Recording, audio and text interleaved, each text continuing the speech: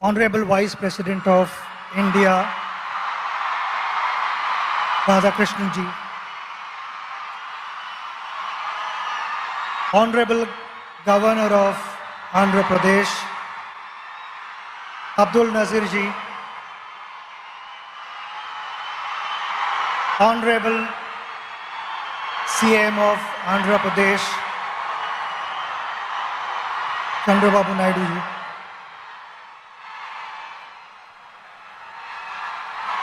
Venkaiah Naidu ji is also here. Dignitaries on the dais,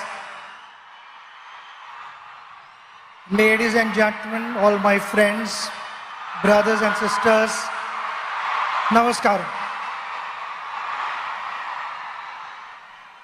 It's a special day and I'm so happy to be here to be sharing these moments with you. My father came from a very, very humble background, had a challenging life because the pockets were not deep.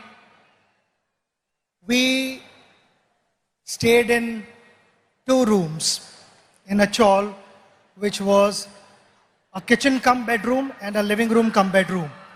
And why I'm saying this is because my father was extremely passionate about academics. He became a professor, he also was a poet, and he continued to chase his dream. He did not have the best of facilities, but he made the best of what he had. So in those 2 rooms, he found a corner and stood first in BA and MA and won a gold medal.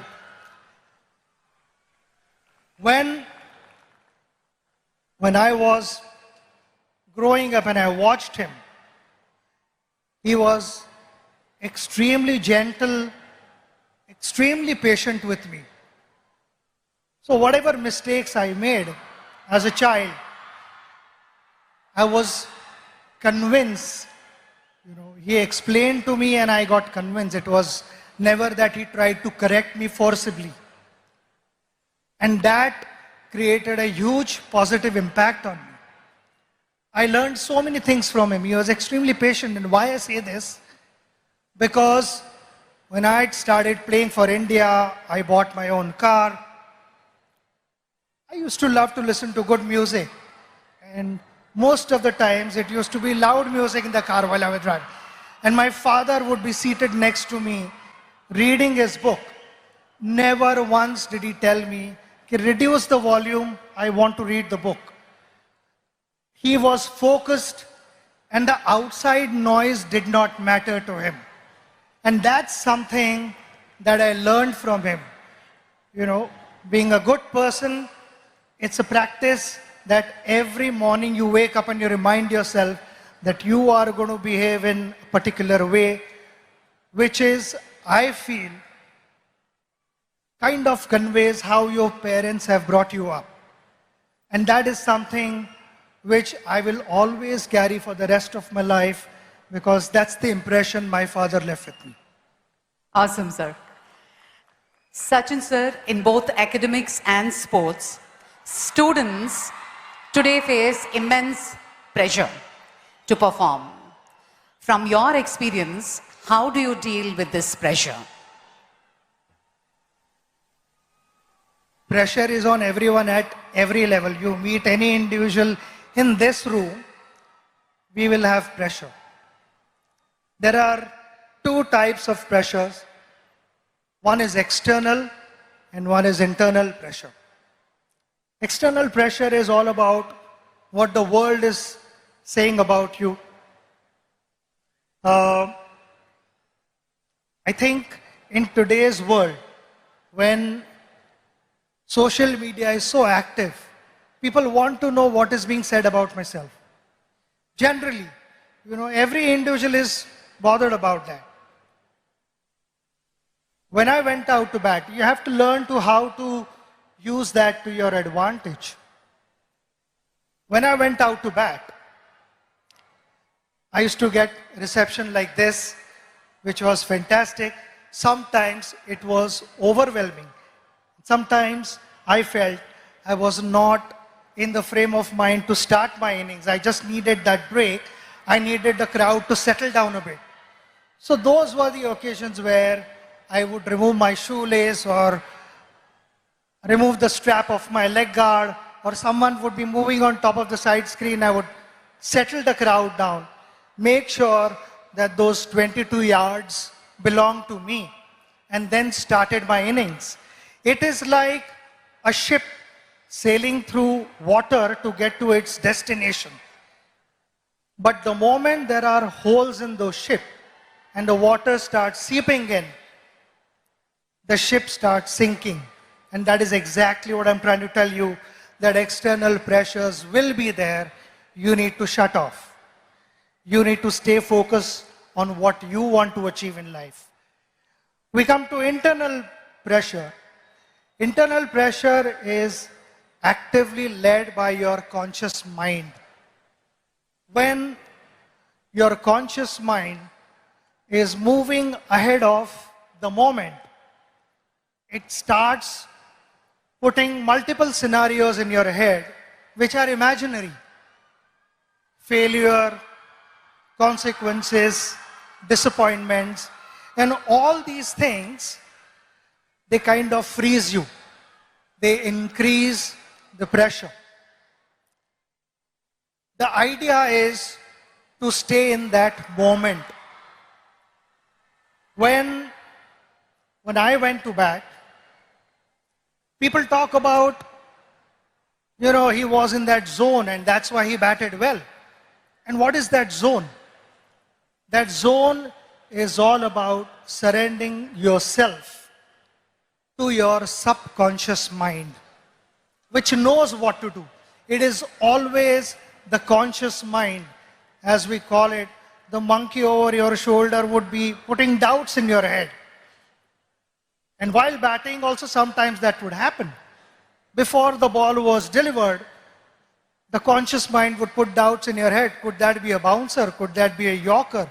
Could that be an outswinger where the delivery was not released at all?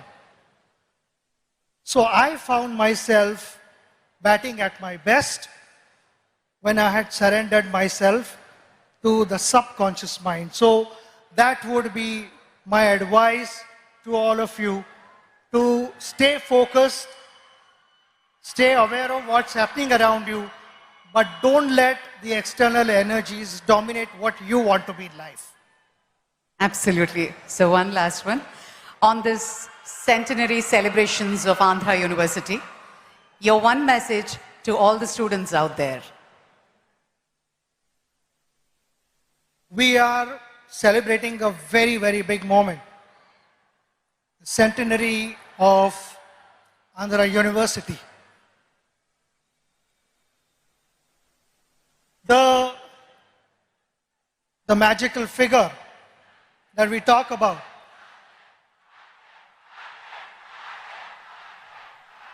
happened with the contribution of many. The teachers who taught for decades. And there are many illustrious people who have been able to shape our country, who have to give a new meaning to the youth of India, who have guided them. And all these things would never have happened without the guidance of all those teachers who imparted knowledge with a lot of humility and integrity. But those were the last 100 years. But with impeccable reputation of the university, the responsibility lies on the next generation and generations to follow. Now, how do you, with such impeccable reputation, please understand that the expectations are going to be high. And if the expectations are high, the responsibility automatically increases. I want to take this opportunity to wish you the very best of luck, because I know my father, being a professor, how committed he was and what gave him the most satisfaction when he got to hear good things about his students. I personally felt that was his greatest return gift. And so would be the teachers of this university.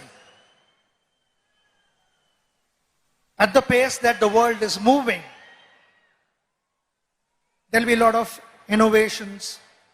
Plenty of things would be expected of you in different spheres of life.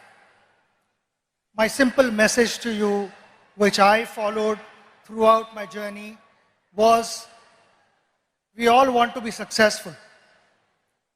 Success never happens overnight. It takes time. We have to be patient and follow the right path.